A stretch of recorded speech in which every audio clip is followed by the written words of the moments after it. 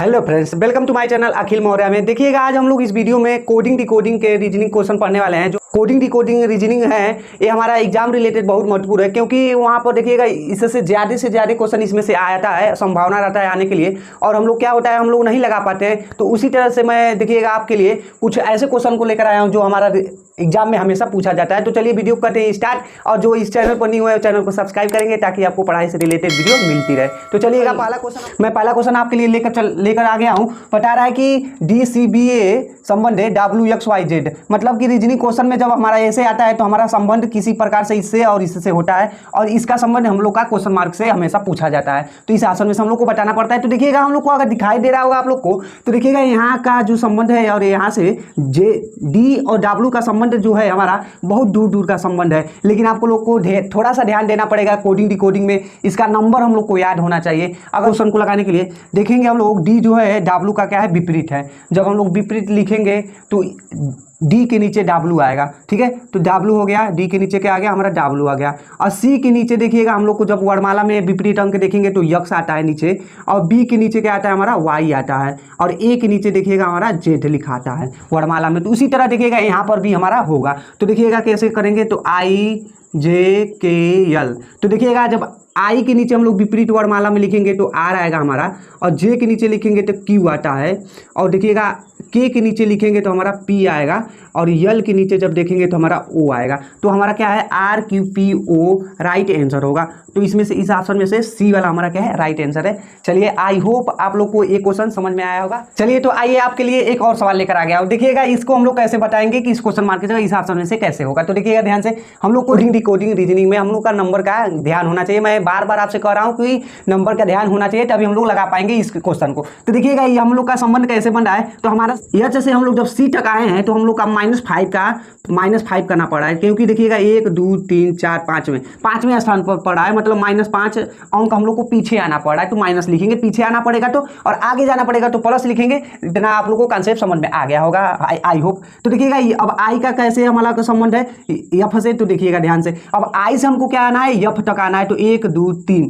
तो देखिएगा F यहाँ पर हमारा है, तो F तक आने के लिए -3 करना पड़ा है, ठीक है। उसी टाइप देख लेते हैं U से। तो U से देखेंगे तो देखिएगा हमारा U से हम लोग को Z जाना है। तो U हमारा यहाँ पर है 1 2 3 4 5, पाँचवें स्थान पर पड़ा है, मतलब +5वें स्थान पर ये पड़ेगा, क्योंकि हम लोग सीधा ये पढ़ रहे हैं, ठीक है। उसी टाइप देख लेते हैं JL यस में होगा हमारा। तो देखिएगा पहले -5 हुआ है, तो J से हम लोग क्या करेंगे, -5 करेंगे। तो देखिएगा J के बाद -5 गिन लेते हैं, 1 2 3 4 5, तो क्या आ गया हमारा E पड़ा है, तो E हो जाएगा, ठीक है। उसके बाद देखिएगा यहाँ पर -3 हुआ था, तो L में क्या करेंगे, अब हम L से -3 पीछे आएंगे, तो L से क्या आएंगे, 3 को गिनेंगे, 1 2 3, तो I आ गया हमारा, ठीक है। उसी तरह देखिएगा हम लोग को क्या हो जाएगा, यस से हमको +5 करना है, तो यस के बाद +5 करना है, मतलब आगे का गिनना है। तो 1 2 3 4 5, तो यक्स आ जा रहा है। तो हमारा राइट आंसर क्या होगा, EIX हमारा राइट आंसर होगा। तो D वाला क्या है, हमारा राइट आंसर है। चलिए आइए अगला सवाल, एक और क्वेश्चन मैं आपके लिए लेकर आ गया हूँ। तो देखिएगा इसका हम लोग को संबंध बताना है कि इससे किस प्रकार से है, उसके बाद इसी प्रकार से हमको बताना पड़ेगा कि यहाँ से कैसे है। तो देखिएगा इस ऑप्शन को हम लोग पहले लिख, इस ऑप्शन में से क्या होगा। तो देखिएगा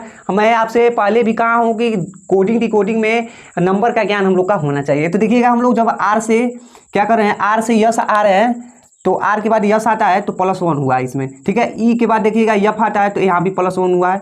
और A के बाद देखिएगा यहाँ पर B आता है, तो मतलब कि +1 यहाँ पर भी है। और देखिएगा यस से क्या आता है, यस के बाद क्या आता है हमारा T आता है, तो यहाँ भी +1 हुआ है।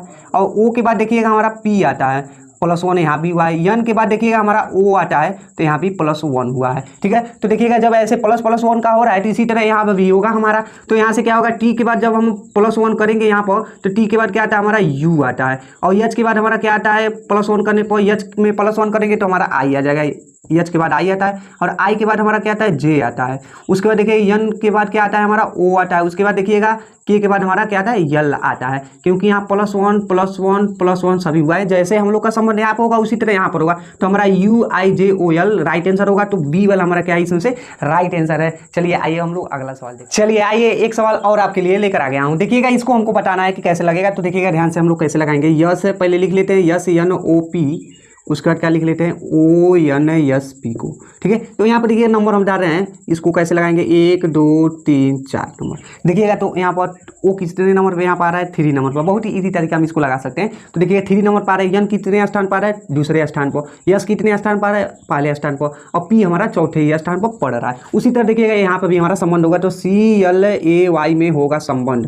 तो देखिएगा सी हमारा, देखिए यहाँ वाला जो अंक था 1 नंबर 2 नंबर 3 नंबर 4 नंबर लिखेंगे, तो यहाँ पर देखिएगा तीसरे स्थान पर कौन सा आ रहा है ए वाला आ रहा है, तो ए लिखा जाएगा। दूसरे स्थान पर कौन सा आ रहा है यल आ रहा है, पहले स्थान पर क्या आ रहा है सी आ रहा है, और देखिएगा चौथे स्थान पर वाई आ रहा था, तो वाई हो जाएगा। ये हमारा क्या होगा राइट आंसर हो गया। देखिएगा कितना इजी तरीका में इस सवाल को हम लोग लगा लिए। एग्जाम में ऐसे जब आ जाता है तो हम लोग नंबर करके लगा सकते हैं, हम लोग को ध्यान होना चाहिए कि नंबर से आ रहा है कि नहीं आ रहा है, तो इस टाइप से लगा सकते हैं। आई होप आप लोग को इस वीडियो में जितना भी मैं सवाल समझाया होगा आप लोग को समझ में आया होगा। और वीडियो अगर आपको अच्छा लगा हो तो लाइक एंड सब्सक्राइब करना ना भूलिएगा। जय हिंद जय भारत।